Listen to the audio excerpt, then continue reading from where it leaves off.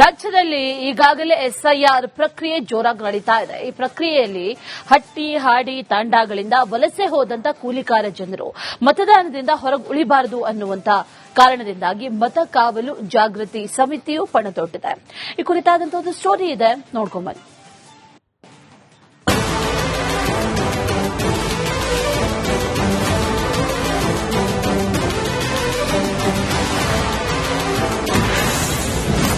ತಾಂಡಾಗಳ ಜನ ಮತದಾನದಿಂದ ವಂಚಿತರಾಗುವ ಆತಂಕ.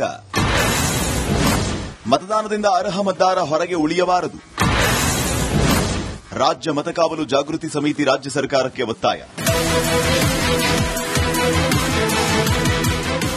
ರಾಜ್ಯದಲ್ಲಿ ಎಸ್ಐಆರ್ ಪ್ರಕ್ರಿಯೆ ನಡೀತಾ ಇದ್ದು ಹಲವು ಅರ್ಹ ಮತದಾರರು ಹೊರಗೆ ಉಳಿಯುವ ಆತಂಕ ಶುರುವಾಗಿದೆ. ಯಾಕಂದರೆ ಎಸ್ಐಆರ್ ಪ್ರಕ್ರಿಯೆಯಲ್ಲಿ ಜನರಿಗೆ ಹಲವು ಗೊಂದಲ ಸೃಷ್ಟಿಯಾಗಿದ್ದು ಪದವೀಧರರಿಗೆ ಹಲವು ಕಡೆ ಮತದಾನದ ಎಸ್ಐಆರ್ ಫಾರಂಗಳು ತುಂಬುವುದಕ್ಕೆ ಸಾಧ್ಯ ಆಗಿಲ್ಲ. ಅಂಥದ್ರಲ್ಲಿ ಹಟ್ಟಿ ಹಾಡಿ ಲಂಬಾಣಿ ತಾಂಡಾಗಳಿಂದ ವಲಸೆ ಹೋಗಿರುವ ಜನರ ಫಾರಂಗಳು ಎಷ್ಟರ ಮಟ್ಟಿಗೆ ತುಂಬಲಾಗಿದೆ ಅನ್ನೋ ಅನುಮಾನಗಳು ಮೂಡಿದೆ.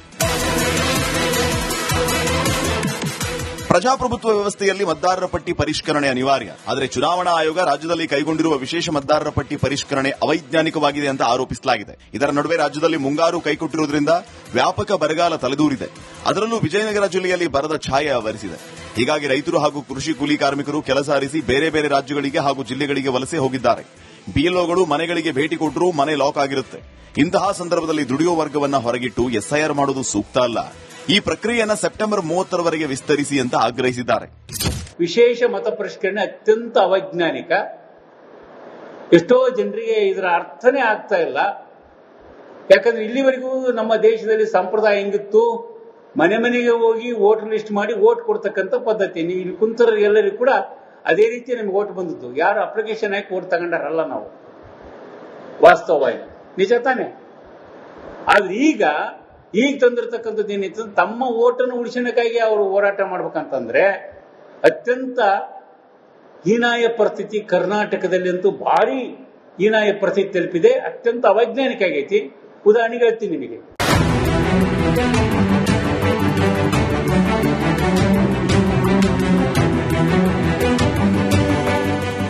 ಪ್ರಸ್ತುತ ನಡೀತಾ ಇರೋ ಎಸ್ಐಆರ್ ಪ್ರಕ್ರಿಯೆಯಿಂದ ರಾಜ್ಯದಲ್ಲಿ 1.90 ಕೋಟಿ ಜೀವಂತ ಮತದಾರರು ಮತದಾನದ ಹಕ್ಕಿನಿಂದ ವಂಚಿತರಾಗಲಿದ್ದಾರೆ. ಮತದಾರರ ಪಟ್ಟಿಯಿಂದ ವಂಚಿತರಾಗ್ತಾ ಇರೋರ ಪಟ್ಟಿಯನ್ನ ಗ್ರಾಮ ಸಭೆಗಳಲ್ಲಿ ಪ್ರಕಟಿಸಿ ಡಂಗೂರ ಸಾರುವ ಮೂಲಕ ವ್ಯಾಪಕ ಪ್ರಚಾರ ಮಾಡಬೇಕು ಅಂತ ಆಗ್ರಹಿಸಿದ್ದಾರೆ.